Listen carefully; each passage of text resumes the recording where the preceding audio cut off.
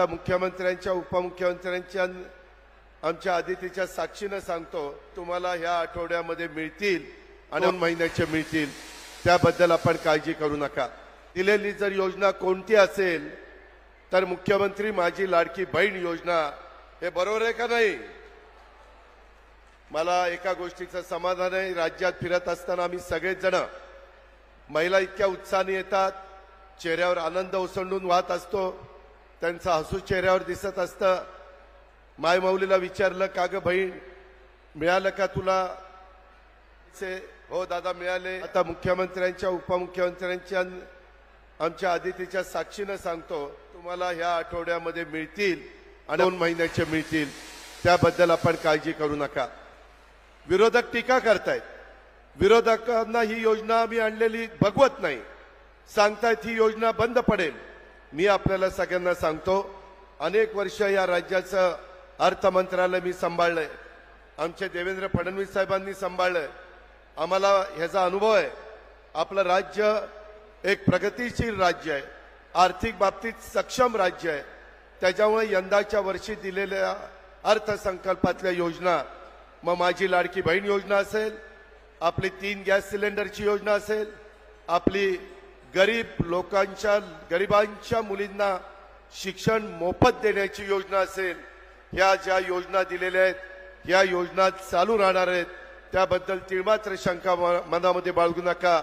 माझ्या महाराष्ट्रातल्या तमाम मायमाऊलींना, माझ्या बहिणींना ह्या योजना पुढेही 5 वर्ष चालू ठेवण्याच्या करता, किंवा माझ्या बांधवांना दिलेली वीज माफीची योजना चालू ठेवण्याच्या करता, आता 0ची बिलं देवेंद्र फडणवीस साहेबांच्या ऊर्जा खात्याने तुम्हाला दिलेली आहेत, ती पुढेही आपल्याला योजना चालू ठेवायची। माझ्याकडे बिल आलेलं आहे, त्याच्यामध्ये मी हे बिल दाखवतो, त्या शेतकऱ्याची 7.5ची मोटार होती, 18,500 रुपयाचं बिल होतं, सरकारने 18,500 रुपये भरले आणि त्याला 0 रुपयाचं बिल त्या ठिकाणी दिलं। आम्ही वचनपूर्तीचं राजकारण करणारे कार्यकर्ते आहोत, आम्ही बोलेल तसं वागतो, आम्ही कुठल्याही पद्धतीनं निवडणुका डोळ्यासमोर ठेवून काम करणारी माणसं नाहीयेत। कालच देशाचे पंतप्रधान नरेंद्र मोदी साहेब 3ऱ्यांदा पंतप्रधान झाल्यानंतर महाराष्ट्राच्या दौऱ्यावर आलेले होते, त्यांना आता येऊन 100 दिवस झाले, 3ऱ्यांदा पंतप्रधान होईल, त्यांचंही महाराष्ट्रावर लक्ष आहे।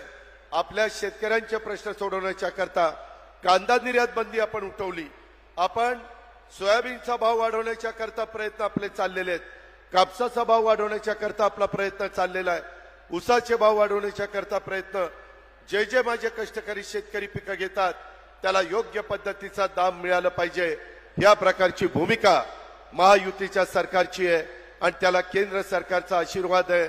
आम्ही ज्या गोष्टी मोदी साहेबांना सांगतो, त्याच्यामध्ये अमित भाईंना सांगतो, पियुष गोयलांना सांगतो, कृषी मंत्री शिवराजसिंह चौहानांना सांगतो, किंवा नितीन गडकरींना सांगतो, हे सगळेजण महाराष्ट्राच्या भल्याच्या करता, शाहू फुले आंबेडकरांच्या महाराष्ट्राला पुढे नेण्याच्या करता ह्या गोष्टी मंजूर करून देतात आणि त्याच्यामुळं आपलं राज्य विकासाच्या बाबतीमध्ये पहिल्या क्रमांकावर राहणारं राज्य आहे, ते असंच आपल्याला टिकवायचं आहे आणि ह्या योजना देखील आपल्याला अशाच पद्धतीनं चालू ठेवायच्यात, याबद्दल आपण तिळमात्र शंका मनामध्ये बाळगू नका, अशा प्रकारची आग्रहाची, नम्रतेची, कळकळीची विनंती करतो।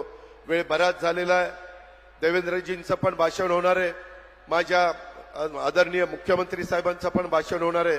पुन्हा माझ्या मायमाऊलींना सर्वांना आवाहन करतो की तुम्हाला हप्ता मिळालाय का, त्यांनी हात वर करा।